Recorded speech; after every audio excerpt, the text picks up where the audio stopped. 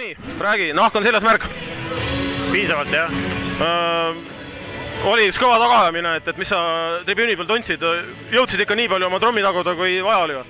Eks mingi hetk oli ikka see tunne, et korraks nagu jõud nagu tahab raugeda, et ega meestel ju samamoodi, aga tagasi tulemine oli meeletu ja super elamus. Võrdle natuke neid kahte erinevat poolaegu.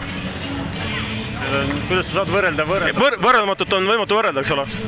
Et kaitses ikka kärisid esimesel poolel, kas just igast kohast, aga paljus kohtadest?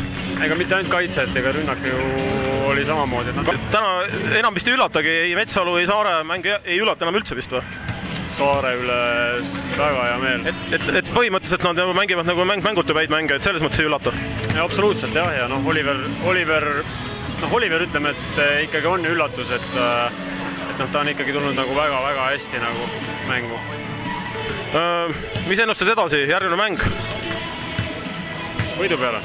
Loomulikult, see oli kõige vastus, aitäh Toni! Just, aitäh!